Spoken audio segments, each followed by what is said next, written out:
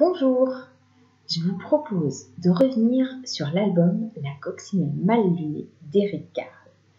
On va essayer de raconter l'histoire en essayant d'expliquer un petit peu ce qui se passe pour cette coccinelle mal lunée. Mais déjà, qu'est-ce que ça veut dire être mal luné?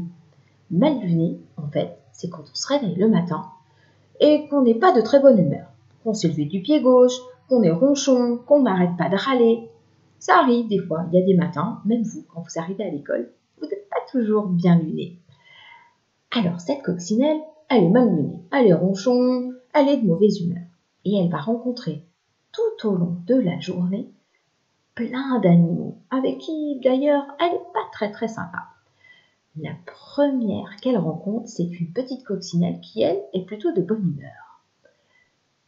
Et là, qu'est-ce qu'elle lui propose, cette coccinelle mal lunée? Elle lui propose de se battre.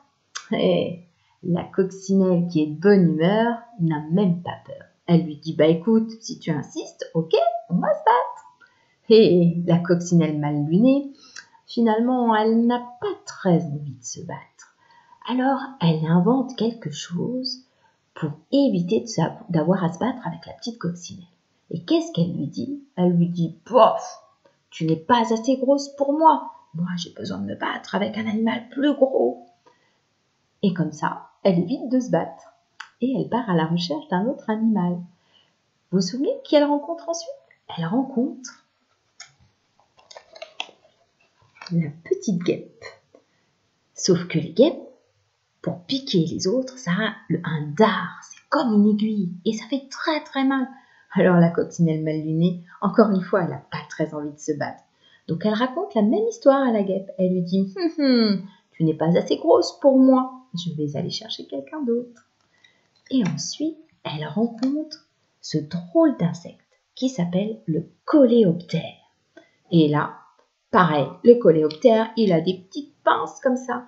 Et la coccinelle mal lunée, elle n'a pas très envie de se battre. Et elle lui dit toujours la même chose. Tu n'es pas assez gros pour moi. Ensuite, elle va rencontrer la menthe religieuse. Mais la coccinelle mal lunée n'a toujours pas envie de se battre. Alors, elle dit toujours la même chose. Tu n'es pas assez grosse pour moi. Et ensuite, elle va rencontrer un oiseau. Cet oiseau s'appelle une fauvette. Et là, cette fois-ci, la coccinelle mal lunée, elle a peur des claquements de bec de cette fauvette. Alors, elle invente encore la même chose. Comme quoi, la fauvette n'est pas assez grosse. Ensuite, elle rencontre le homard, qui est bien plus gros. Mais la coccinelle mal lunée a toujours aussi peur. Alors, elle invente toujours la même chose. Pareil pour le putois, qui dégage une odeur très mauvaise. Du coup, la coccinelle mal lunée, elle n'a pas du tout envie de se battre avec le putois. Ensuite, elle va rencontrer le serpent. Alors là non plus, la coccinelle mal lunée, elle invente en disant que non, tu n'es pas assez gros pour moi. Elle n'a pas du tout envie de se battre finalement. Elle rencontre ensuite la hyène qui ricane avec son rire de hyène. Mais elle n'a toujours pas envie de se battre, cette coccinelle mal lunée. Alors, elle va rencontrer encore plus gros, le gorille, qui lui fait peur. Donc elle invente une histoire encore en disant qu'il n'est pas assez gros pour elle. Puis, c'est le rhinocéros. Assez impressionnant ce rhinocéros avec sa grosse corne. Donc, elle ne va toujours pas se battre avec lui, la coccinelle mal lunée. Elle dit toujours qu'il n'est pas assez gros pour elle. Puis, l'éléphant, avec ses 2 défenses. Et enfin, une baleine. Une baleine qui est si grande, qu'elle n'entend même pas que la petite coccinelle mal lunée veut se battre. Et finalement, c'est avec sa queue que la baleine renvoie balader la petite coccinelle. Si bien qu'à la fin de sa journée, la petite coccinelle est toute fatiguée et en plus, elle a très faim. Donc elle retourne sur sa petite feuille où il y avait des pucerons. Et là, la coccinelle qui était de bonne humeur est toujours d'accord pour lui donner un petit peu à manger. Alors, cette coccinelle mal lunée, je vous propose de transformer son histoire. Je vous propose d'inventer une histoire un petit peu comme la coccinelle mal lunée, sauf que cette fois-ci, je vous propose de raconter l'histoire avec un papillon mal luné. Comme si un papillon mal luné s'était mal réveillé le matin et que on était lundi matin. Et cette fois-ci, c'est pas toute la journée qu'il va rencontrer d'autres animaux. C'est tous les jours de la semaine. Par exemple, on pourrait commencer l'histoire comme ça. Lundi matin, un papillon mal luné voulait boire le nectar d'une jolie fleur. Il rencontra un autre papillon qui, lui, était de bonne humeur. Il lui dit « Tu veux te battre ?»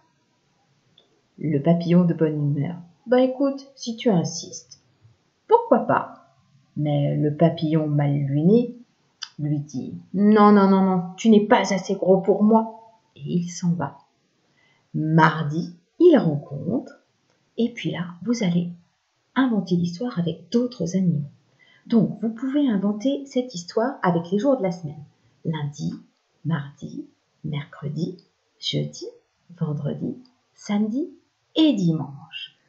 Et pour les animaux, je vous propose d'utiliser des animaux toujours de plus en plus grands. Par exemple, vous allez pouvoir rencontrer donc un autre papillon le lundi, le mardi, un petit oiseau qui s'appelle l'hirondelle, le mercredi, un chat, le jeudi, un chien, le vendredi, tiens, un sanglier, pourquoi pas, et puis le samedi, un ours, et le dimanche, le papillon pourrait de nouveau rencontrer le papillon du lundi.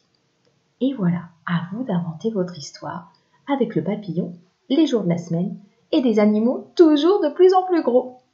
Allez, à bientôt, bonne histoire, au revoir.